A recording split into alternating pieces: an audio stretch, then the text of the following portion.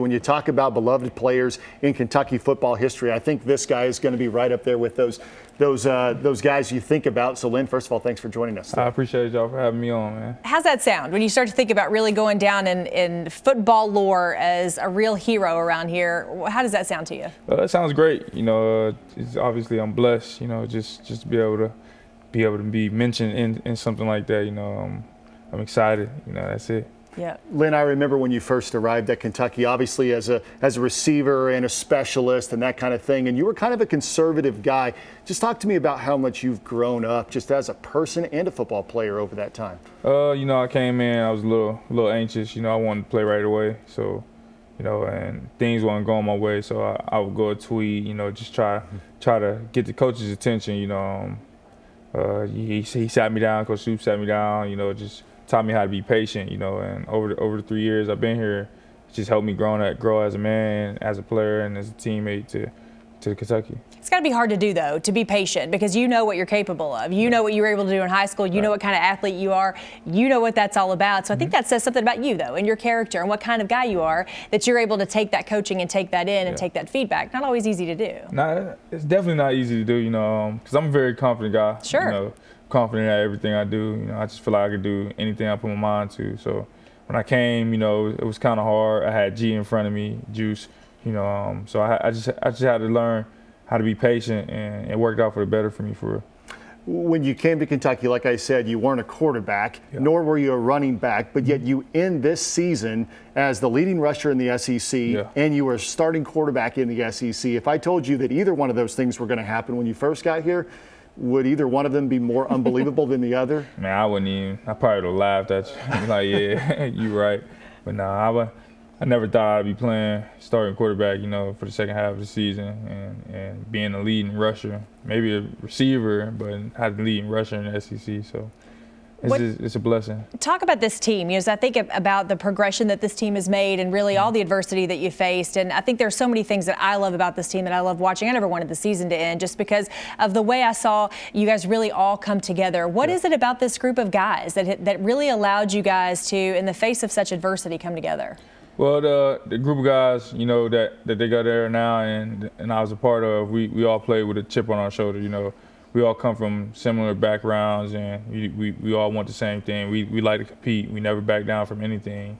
And that right there, you know, a couple injuries, you know, it opened up everybody's eyes on the team. Like, we got to come together. We got to be better for each other, you know. And we started pushing each other and holding each other accountable for every action that we had. And you know, it made us a better team. And you talk about playing with that chip on your shoulder. I mean, we got to see a lot of that play out, and you were able to harness that for good, it seemed like, positively, a lot of times throughout the season, then especially in that Belk Bowl. Obviously, everybody knows about what happened before the game, and how were you able to kind of take some of those negatives and some of that stuff and really turn it into a positive in that game?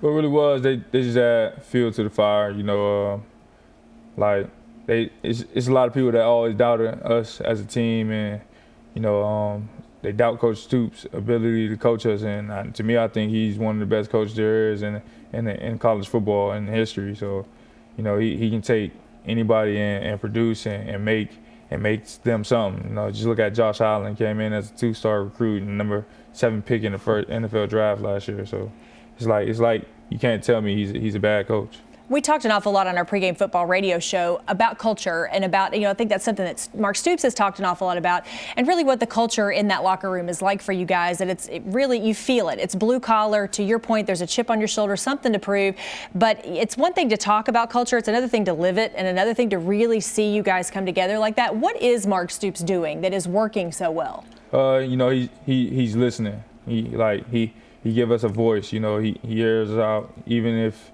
some things he don't like, you know, he still has the power, but he let us talk. So, you know, he listens, at least he listens. You know, and at the end of the day, he got the final word, but he's building a brotherhood, you know, and making everybody feel a family and making sure that everybody knows outside of football that we got him, and if we need him, we can go to him. How much fun has it been for you this year to kind of, I mean, your star was already pretty big around this part of the country and in the SEC, but it has really gone to a whole nother level with what you were able to do this year. How much fun has just this year been for you? It's been very fun, you know, just an exciting thing, man, because we've been through a lot of adversity this year, you know, a lot of ups and downs, and we overcame a lot of stuff, you know, all the obstacles that God threw at us, and you know, it was just for the better, for real. You know, sometimes we all get down on each other, but it was always that person we could lean on, and we always picked them up and helped them. Lynn, I got to give you a ton of credit, because a lot of folks may or may not know how tough it is to be a student athlete, to be going to class and all your responsibilities, going to practice, making sure you're at workouts, all these different things you have to do in that regard. But then to throw in being a parent and being a dad and being a darn good dad. I mean, you are a darn good dad. And so whenever you see you throw that into the mix, I mean, I know how hard it is to juggle a job and being a parent.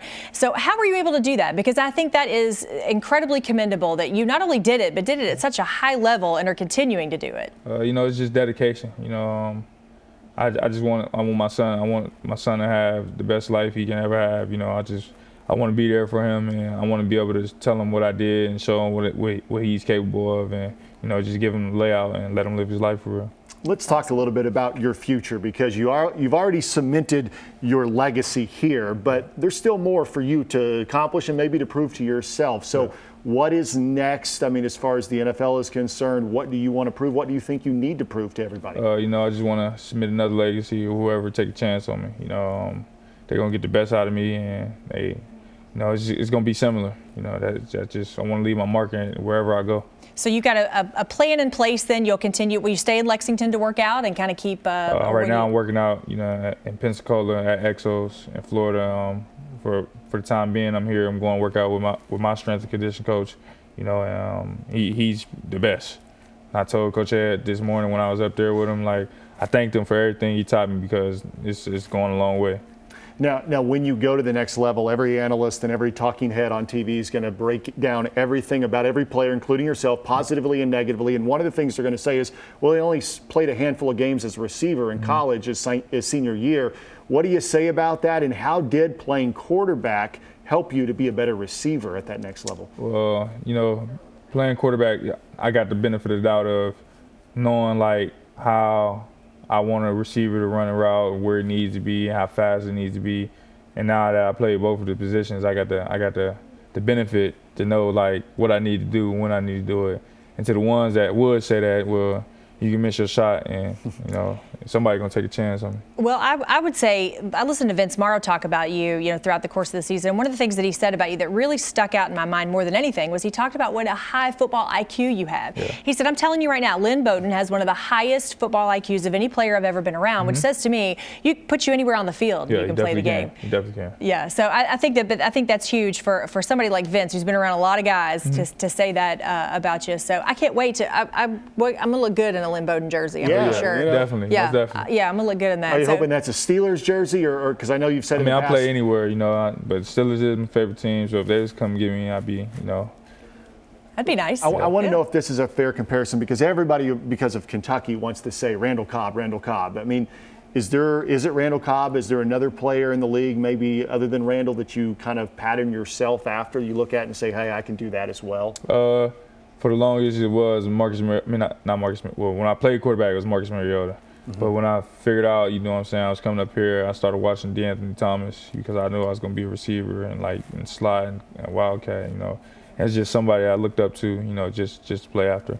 You're about to embark on a little a road show, traveling road show, to get out to the people and meet the people and be able to sign autographs and do all that kind of thing. And I'm sure that's got to mean a lot to you when you know the kind of support that you've had from the Big Blue Nation. So tell us what's going on over the next couple of weeks. You know, it's a signing tour. You know, the real one signing tour. You know, you got the best doing it. You know what I'm saying? And, I just can't wait to get out. You know, just meet and greet all the fans that I really don't get to interact with. I know some of them have to leave sometimes because they got young kids or elderly people. You know, it's just gonna be a great time.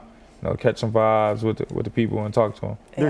There's been along those lines. There's been so many fans that have made their way to Lexington on Saturdays to watch you play, and now you get an opportunity to go out and say something to them. Yeah. What do you think those interactions are going to be like with the fans as they come to meet and greet you? Very exciting, because I'm excited, and I know they're excited. You know, I hope they bring out all the younger kids and whoever else they want to bring. You know, I'm gonna make it fun.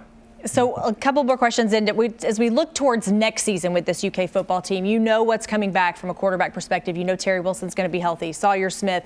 What do you see about these quarterbacks for next year? It's a lot of competition. You know, they're both great. You know, and even the young ones that they got, they're all going to be great. You know, the biggest thing for them is going to be competing. You know, and the best man going to win the job.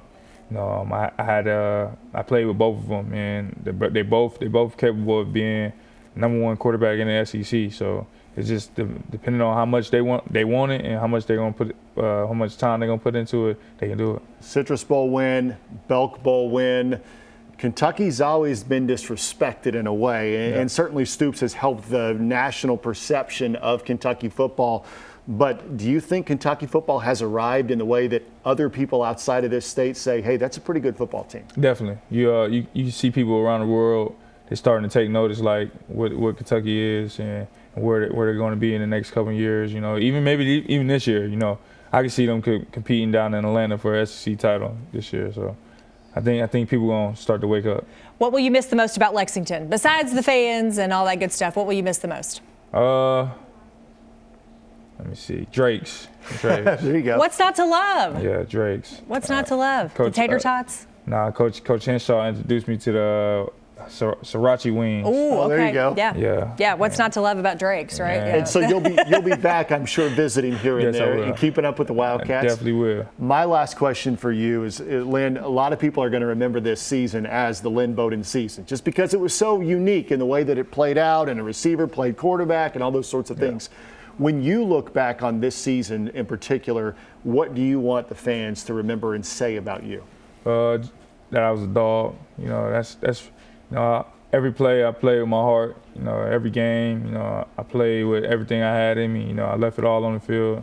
Every game, no matter if we was losing, winning, or anything. I just want them to remember that about me. If they don't remember anything else, just remember I always played with my heart out.